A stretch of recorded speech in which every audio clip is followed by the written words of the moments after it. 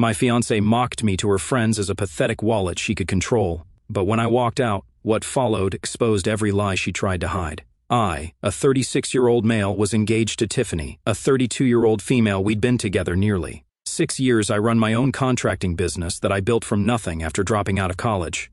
I started with just me and a truck. Now I have 14 guys working for me, and we handle mid-size commercial renovations across 3 counties. It's not glamorous work, but I make solid money and I'm my own boss. Tiffany works as a marketing director at some agency with all these corporate types. When we met through my cousin's barbecue, she seemed fascinated that I worked with my hands, calling it refreshing compared to the soft office guys she usually dated. I should have realized I was a novelty to her. Tiffany was trophy girlfriend material, the kind of woman who turns heads when she walks into a room with designer clothes, perfect hair, the whole package. Now I realize I was so caught up in feeling lucky that I missed what was actually happening.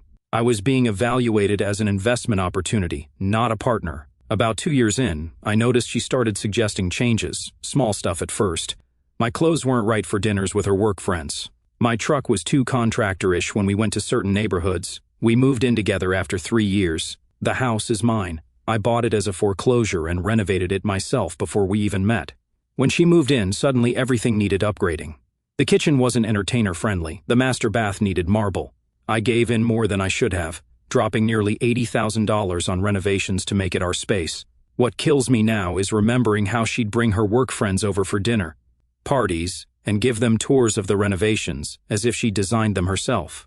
We decided on Carrara marble for the countertops, she'd say, when in reality we meant she demanded, and I paid for it. My buddy Drake, who's been with me since day one of the business, warned me, she's trying to upgrade you like one of her projects. After meeting her the 3rd time, I wrote him off as being paranoid. Drake noticed things I was blind to, like how Tiffany would physically position herself between me and anyone important.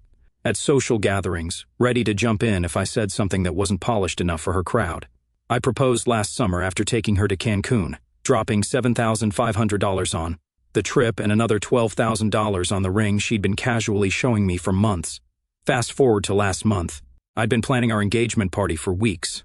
I rented out the entire upstairs at Marcello's, that fancy Italian place downtown, hired a live band that played all her favorite songs, and had an elaborate multi-course meal planned. It cost me close to $11,000 all in, but I wanted her to have the perfect night. Tiffany insisted on approving every detail but contributed exactly 0 to the event. When I suggested we split the cost, she laughed and said, "But you're the one with the successful business." Never mind that her marketing director salary at a prestigious firm was actually higher than what I was taking home after reinvesting in my company. The party was in full swing. I was talking with my brother Tony and Drake by the bar when Drake nudged me. "Your girl's getting pretty animated over there." I looked over and saw Tiffany with her 3 work friends huddled in the corner. They were halfway hidden by one of those ridiculous ice sculptures she just had to have, but I could still see them clearly from my angle. They hadn't noticed me watching. "I mean, he's stable and dependable," Tiffany was saying, "and the business actually makes decent money, enough for that vacation property in Aspen next year. The whole contractor thing was cute at first, but God, he's so out of place at company events." Her friend Heather laughed. "At least he's good looking. My husband's going bald and getting a gut." "Yeah, there's that." Tiffany sighed. "But seriously, the other day, one of the VPs at work asked what Damon did, and I just said he's in construction management. I couldn't bring myself to say he's basically just a glorified handyman. You should have seen him trying to talk to my boss at the Christmas party. It was like watching a child try to sit at the adults' table." They all started cackling. Her friend Ashley chimed in. "But at least you got the ring you wanted. That thing must have cost him a fortune." 3 months of his income, as it should be, Tiffany smirked. "Though it's funny, he thinks I'm with him for his ambition. Meanwhile, I've got Bradley from legal texting me every weekend, wondering when I'm going to come to my senses." "You're terrible," Ashley giggled. "I'm practical," Tiffany replied. "Damon's easy to manage. He thinks he scored way above his league, so he'll do literally anything to keep me happy. Watch this." She turned, pretending to scan the room for me. "I swear he follows me around like a dog, so desperate for approval. It's almost sad." That's when our eyes met. The color drained from her face so fast I thought she was going to pass out. Her friends followed her gaze and saw me standing there, just staring, with Drake and Tony flanking me like bodyguards. I didn't say a word, just looked at her for about 5 long seconds, then turned and walked straight toward the exit. "Damien, wait." She caught up to me at the coat check. Baby, they were just joking around. You know how girls get when we're drinking. I looked at her with zero expression. Go back to your friends. Sounds like you were having fun explaining what a joke I am. Then I walked out into the cold February night. Behind me, she was calling my name, but I just kept walking to my truck. As I pulled away, I could see her in my rear view standing in the parking lot in her $1,000 dress, mascara starting to run. By the time I pulled into my driveway, my phone had blown up with texts and voicemails from Tiffany. I didn't read or listen to any of them. Instead, I pulled out my laptop and started planning. First, I checked all our financial connections. Joint credit card, thankfully just an authorized. User situation, the vacation house down payment fund, separate account but both names are shared. Phone plan, her car that I'd co-signed for because her credit was temporarily messed up, which I later learned meant she had $38,000 in credit card debt when we met. What most guys miss in these situations is the legal angle. I'd seen enough messy breakups among my crew to know that engaged couples have different legal standing in different states. In ours, engagement rings are considered conditional gifts. If the wedding doesn't happen, the ring goes back to the purchaser.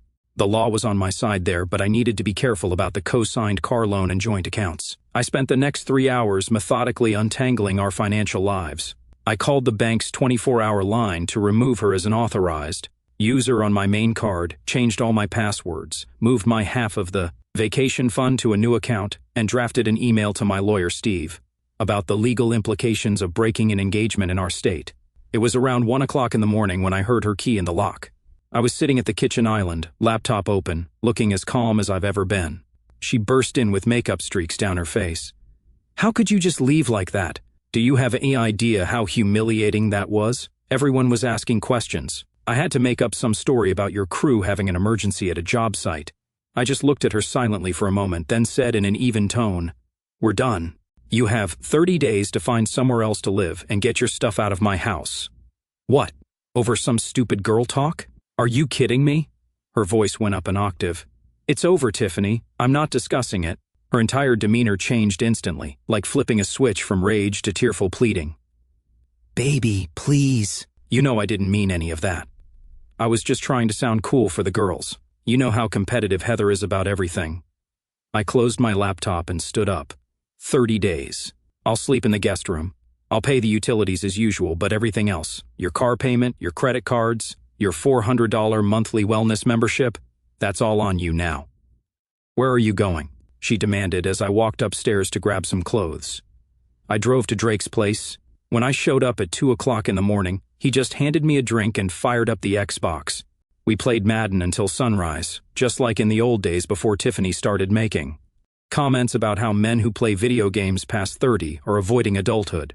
Drake didn't ask for details, which is exactly what I needed, just the quiet understanding of someone who gets that sometimes a man needs space to process before he's ready to talk. By the time the sun came up, I had decided on my next moves. The next morning, calls started coming in from her parents. Her dad, Joe, is this corporate lawyer type who's always treated me with barely concealed condescension, the kind of guy who asks what kind of little business I run every time we meet, as if he can't remember that I employ over a dozen people and handle $1-million projects. I picked up out of pure, morbid curiosity.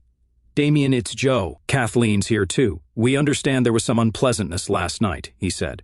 I let him talk for a solid 7 minutes about youthful indiscretions and how Tiffany has always had a flair for the dramatic and how I was taking a private comment out of context. What he really meant was, our daughter needs your financial support, so get back in line. Joe had been banking on me as the solution to Tiffany's spending habits since our second year together. I'd overheard him once telling her that she'd finally found someone with a practical mind about money, meaning someone who would pay her bills. When he finally shut up, I just said, Joe, I heard your daughter loud and clear. She has 30 days to move out. I hope we can keep this civil. Then her mom got on the phone with the waterworks, talking about how Tiffany was just so devastated and had cried all night. I'm sorry you're caught in the middle of this, I told Kathleen, but this isn't a misunderstanding. I heard exactly what she thinks of me. After I hung up, I blocked both their numbers. Then I drove to our main job site and buried myself in work. My foreman, Miguel, took one look at my face and knew something was off. Engagement's done, was all I said. He just nodded and handed me a hammer. Her loss, Jefe. Miguel had been with me almost as long as Drake. He'd started as a laborer and worked his way up to running entire job sites. The guy could frame a wall perfectly in the dark during a hurricane. More importantly, he knew when to talk and when to shut up. By lunchtime, the physical labor had cleared my head. I developed a new strategy: document everything. In construction, you learn that verbal agreements aren't worth the paper they're written on. Everything gets documented, photographed, and signed off on. I decided to apply the same principles to the breakup. I called Steve, the lawyer from the job trailer, and arranged to meet him that afternoon. I brought printouts of our financial entanglements, text messages where Tiffany had discussed our joint purchases, and a timeline of our relationship milestones. Steve was impressed with my preparation. "You're thinking clearly. That's rare in these situations," he said. By the end of our meeting, I had a clear legal strategy. Since we weren't married, the house was unquestionably mine. The joint savings account would be split based on contribution records I'd maintained. The engagement ring was legally mine to reclaim, since she had broken the engagement through her actions. The only complicated part was the car loan, which would require her cooperation to resolve cleanly. When I got home that night, braced for World War III, the house was empty, fine by me. I grabbed sheets for the guest room, took a shower, and crashed early. Tiffany came home around 1 o'clock in the morning, clearly wasted. I could hear her sobbing in the master bedroom, but I put in earbuds and went to sleep. The next few weeks went like this. I'd leave for work before she woke up, come home late, and completely ignore her existence. My buddy Tony dubbed it the shadow game. To me, she was nothing but a ghost haunting my house temporarily. Tony had gone through something similar with his ex-wife 3 years earlier. The less you engage, the more it drives them crazy, he'd advised. They're used to having emotional power over you. When that disappears, they don't know what to do. He was right. Tiffany tried everything to get a reaction, crying jags that conveniently. Started whenever I entered a room, screaming matches where she was the only one screaming, walking around in lingerie that 6 months ago would have had me following her like a teenager. When none of that worked, she tried cooking elaborate dinners and talking about our future plans as if nothing had happened. I just heated up takeout and ate in the guest room or my home office. One night, she left a folder of vacation home listings on my desk with a note: "I'm still excited for our future together." I returned it to her with a single post-it: "Please don't leave your things in my office." The house had become a psychological battleground, and I was winning by refusing to fight. In construction, you learn that sometimes the smartest move is to just let gravity do the work. I applied the same principle here. I didn't need to push her away. I just had to remove my support and let her fall on her own. About 2 weeks in, her entire social circle started the assault. Texts telling me I was being childish and cruel. Her sister Caroline called to say she was worried about Tiffany's mental health. The only surprise was when her coworker Ashley texted to apologize, saying she'd always thought Tiffany treated me like an accessory rather than a partner. I actually called Ashley back. It turned out she'd been uncomfortable with Tiffany's attitude toward me for years, but kept quiet to avoid workplace drama. The way she talks about you when you're not around, it's like you're a project she's working on, not a person she loves, Ashley admitted. I should have said something sooner. That conversation confirmed what I already knew. I'd been a status symbol, not a partner. Then I did something that really got under Tiffany's skin. I started having people over. My crew would come by after work for sodas on the deck. My brother started coming for dinner. My business partner Matt and I would spread out plans for our new office building on the dining table that Tiffany had declared too nice for blueprints. And then there was Kate, my new project manager. She's 34, divorced, no kids, and absolutely brilliant with client management. Kate started coming by to review projects since my home office has better space than our job trailer. Tiffany never liked her from the one time they met at the company Christmas party, claiming Kate was inappropriately familiar. With me, the reality was Tiffany hated that Kate understood my business better than she ever bothered to learn. Kate didn't just understand my business, she respected it. Where Tiffany saw just construction, Kate saw the complexity in what we did. She asked intelligent questions about load calculations and material properties. She could read a blueprint as easily as a magazine.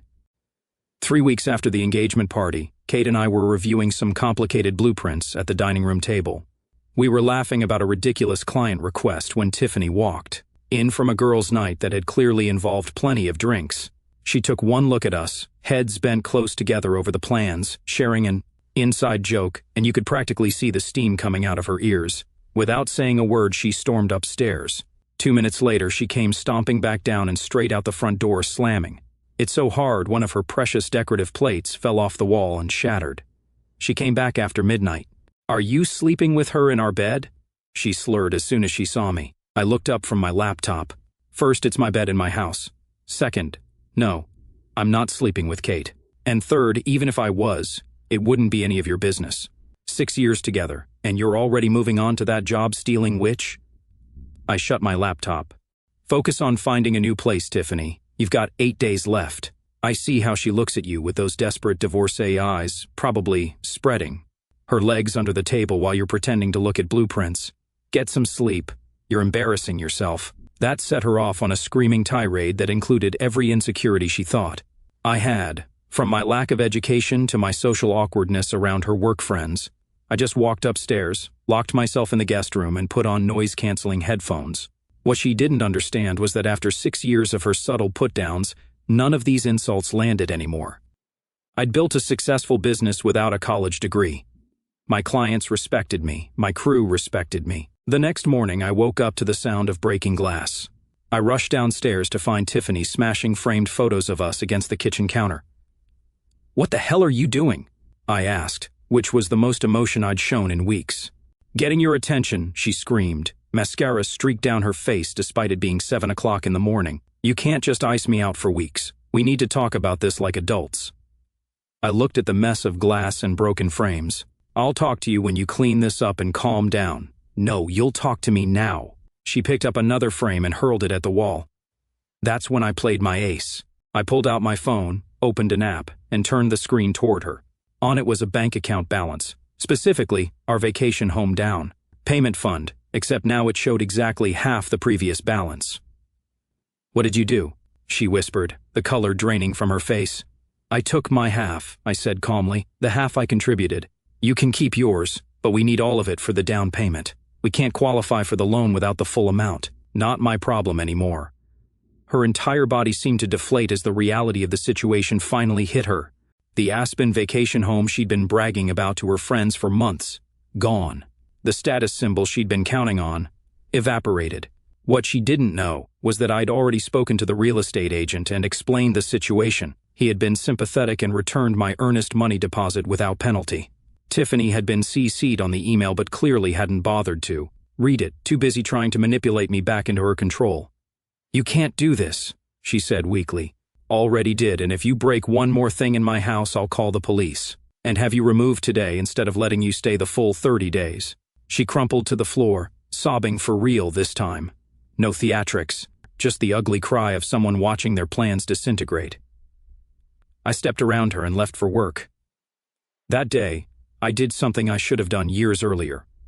I had a frank conversation with my business partner, Matt, about our growth strategy. For years, Tiffany had been pushing me to take on bigger commercial projects to increase our prestige. Even though our profit margins were better on mid-sized jobs, Matt had been suggesting we focus on our strengths, but I'd been ignoring his advice to please Tiffany. "Let's refocus on what we do best," I told Matt over lunch. "No more chasing prestige projects. Let's build our reputation on quality and reliability instead." Matt smiled. "Welcome back, man. I've missed the old you." That night when I came home, she was sitting calmly at the kitchen table. The broken glass and frames were cleaned up. She looked like she hadn't slept. "Can we please talk?" she asked quietly. I nodded and sat across from her. "I'm sorry," she said.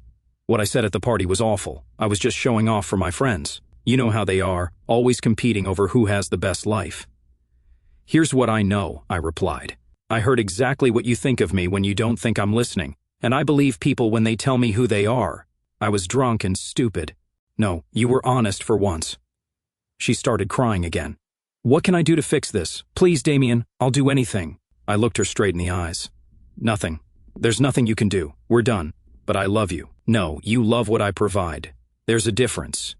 I got up and walked away, leaving her sitting there. But as I reached the stairs, I turned back. "By the way, I called the dealership today. I'm having my name removed from your car loan.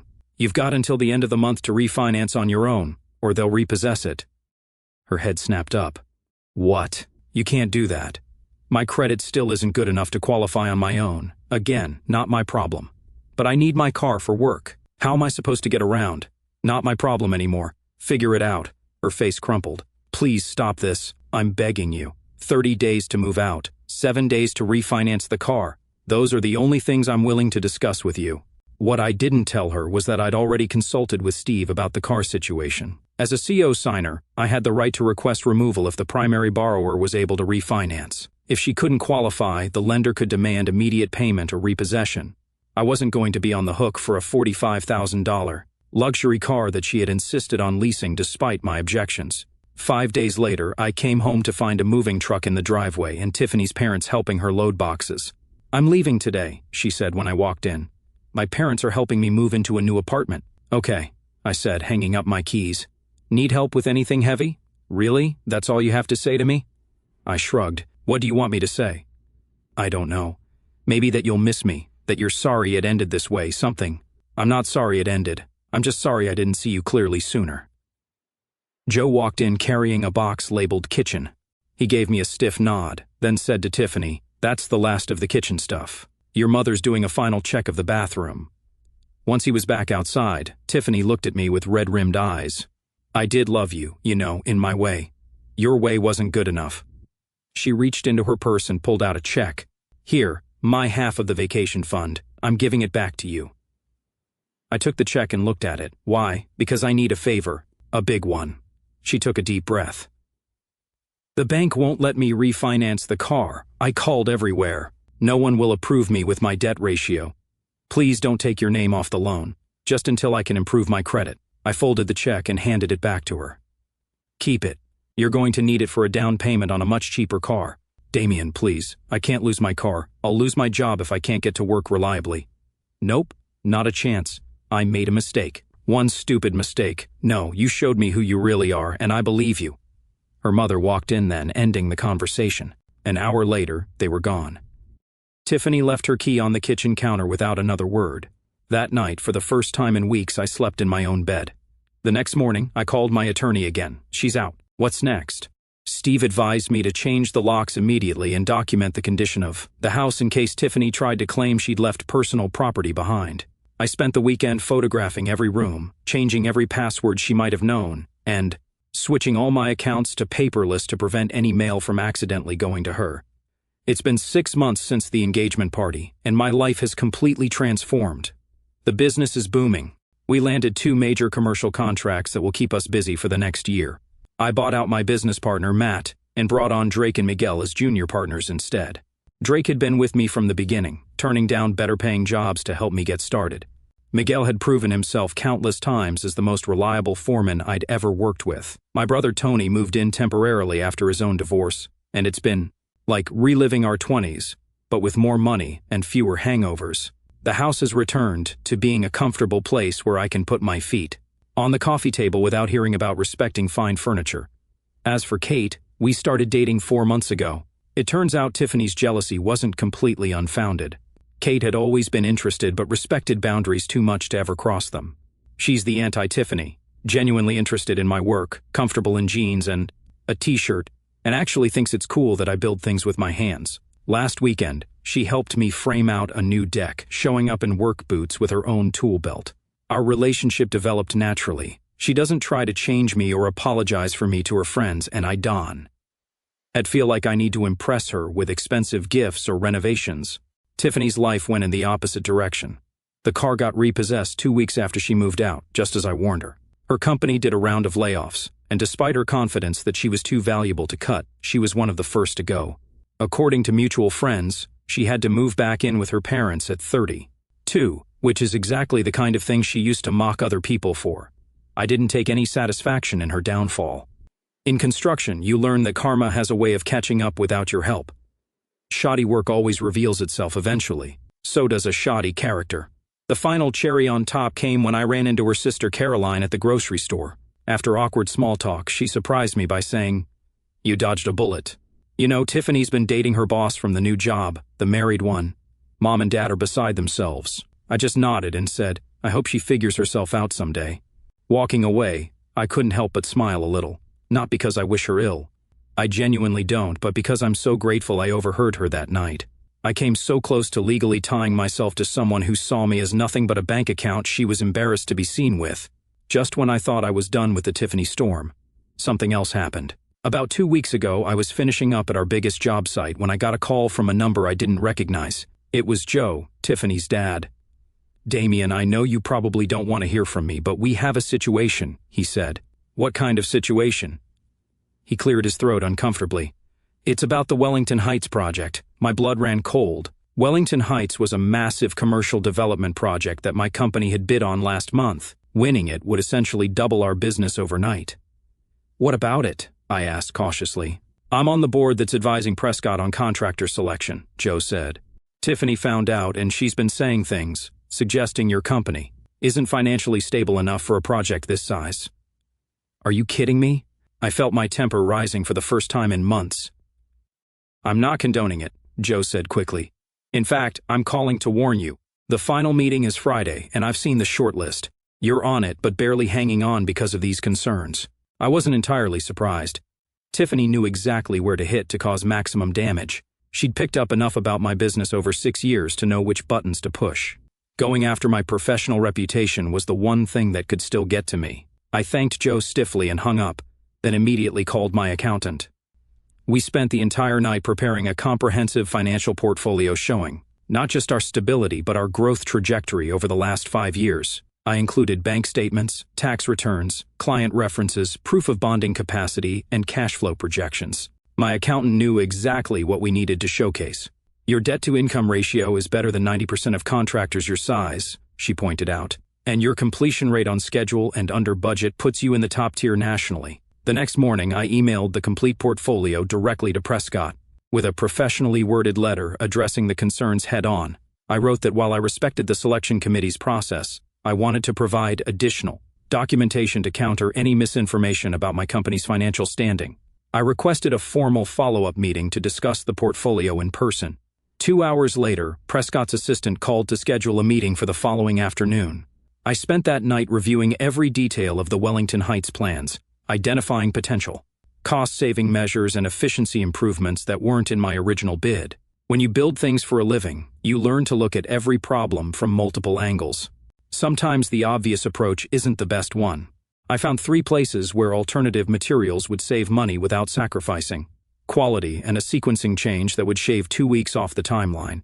These weren't corners to cut, they were smarter solutions that a less experienced contractor might miss. I showed up 10 minutes early for the meeting in my best suit.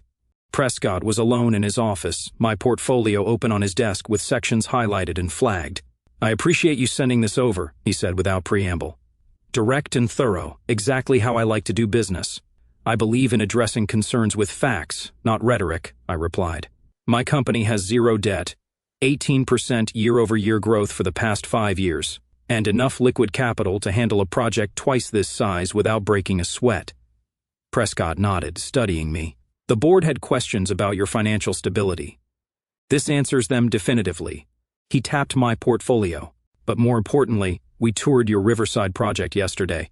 Impressive work. The Riverside project was a mid-size office renovation we just completed. Nothing flashy, but rock-solid craftsmanship with some innovative solutions to a tricky HVAC challenge. It was exactly the kind of work I was most proud of, practical, durable, and smartly executed. We spent the next hour discussing specific aspects of the Wellington Heights project. I laid out my implementation plan, timeline, and the additional cost-saving measures I'd identified. All business, no drama. One more thing, Prescott said as we were wrapping up. I heard there might be some personal factors at play in the board's concerns about your company. I kept my face neutral. My personal life and my business are completely separate. Always have been. Good, he nodded. That's what I told the board. I don't care about gossip. I care about who can deliver on time and on budget. 2 days later, I received a call from Prescott himself. We'd won the Wellington Heights contract, a project that would set my company up for years. I immediately called Drake and Miguel into my office to share the news. We'd need to hire at least 6 more guys and invest in additional equipment.